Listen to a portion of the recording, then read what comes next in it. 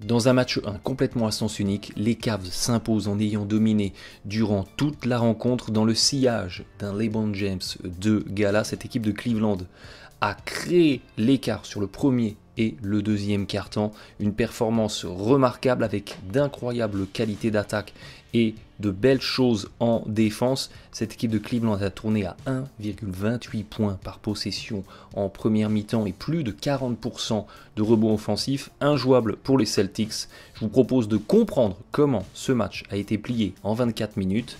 Allez, c'est parti. Très intelligemment, dès le début de la rencontre, cette équipe de Cleveland a été très agressive vers le cercle. On n'est pas tombé dans le piège du bombardement au-delà de la ligne à 3 points. On a vraiment cherché à aller vers le panier, à aller marquer des points tout près du cercle. 60% des points marqués par cette équipe de Cleveland en première mi-temps, 60% de ces points ont été marqués in the paint, ont été marqués dans la raquette. Et cette très belle agressivité de Cleveland a permis à l'équipe de tourner à 56% de réussite au tir en première mi-temps et parallèlement de provoquer des fautes. Cleveland a eu un ratio de lancers francs tentés par rapport au volume de tir total de 43%. C'est pratiquement 2 fois plus que leur moyenne en saison régulière et ils ont tourné à 88% sur les 17 lancers francs qu'ils ont tentés en première mi-temps. Ajoutez à ça 43% de rebonds offensifs et vous avez la recette pour faire de cette équipe de Cleveland une équipe injouable.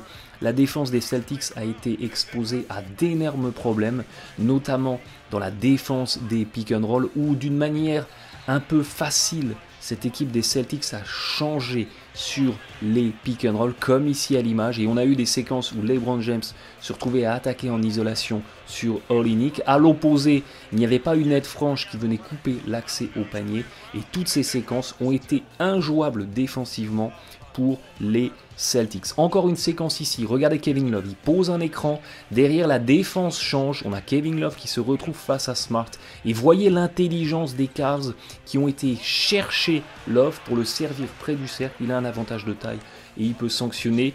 Séquence suivante, possession suivante, les Cavs déroulent exactement la même séquence, les Celtics font la même erreur, ils changent vraiment, non pas parce que c'est un choix tactique, mais un peu par facilité en défense sur le pick and roll et ils sont sanctionnés.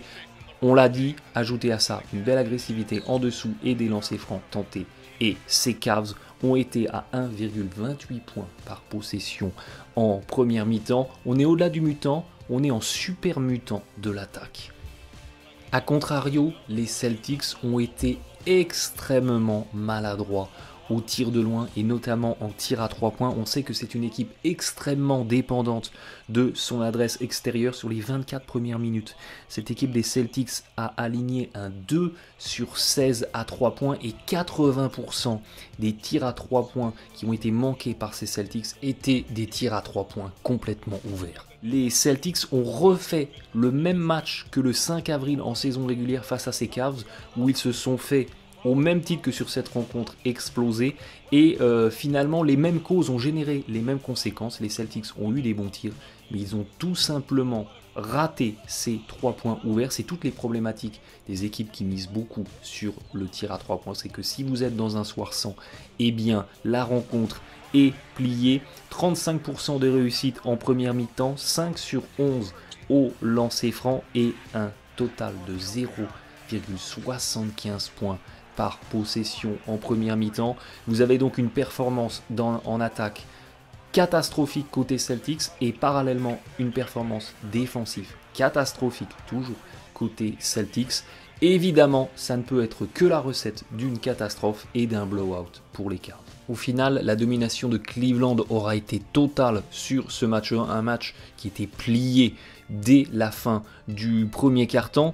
Ce qui est inquiétant pour les Celtics, c'est pas tant la performance d'attaque, parce qu'ils ont fait une première mi-temps catastrophique en termes d'adresse, c'est lié au côté aléatoire de la réussite au tir. Il n'y a pas de raison que ça se répète à l'infini dans cette série. Là où l'équipe des Celtics a de grosses problématiques qu'il va falloir régler, c'est sur les ajustements défensifs, sur la défense des pick and roll, sur la capacité à venir aider. On a vu pas mal de limites côté Celtics. Dès que Boston a voulu jouer un peu grand avec Horford et Olynyk, ils ont été complètement battus sur des séquences où James allait jouer en vitesse Horford ou Olynyk, et inversement, dès qu'ils ont joué petit, eh bien, on a vu des mismatchs avec Marcus Smart qui devait défendre sur Love, et on a vu les Cavs dominer au rebond. Donc là, il y a une vraie problématique pour les Celtics qu'il va falloir solutionner. Boston ne peut pas gagner une rencontre comme ça qui est exclusivement défensive, parce qu'effectivement il y a trop de lacunes, notamment dans ces mismatchs. Il faut à la clé une grosse performance d'adresse, ça passera par une grosse réussite à 3 points comme on l'avait expliqué dans la preview, et une limite de la casse au rebond. Brad Stevens n'a que 48 heures pour se réajuster et notamment trouver une manière plus agressive de défendre le pick and roll et arrêter de changer systématiquement. Ça conduira les Celtics face au même mismatch et donc face aux mêmes problématiques défensives. Espérons pour l'intérêt de ces finales de conférence que les Celtics se ressaisissent. Ça sera à suivre, on sera là. J'espère que vous serez à nos côtés. À très bientôt, bon match à tous.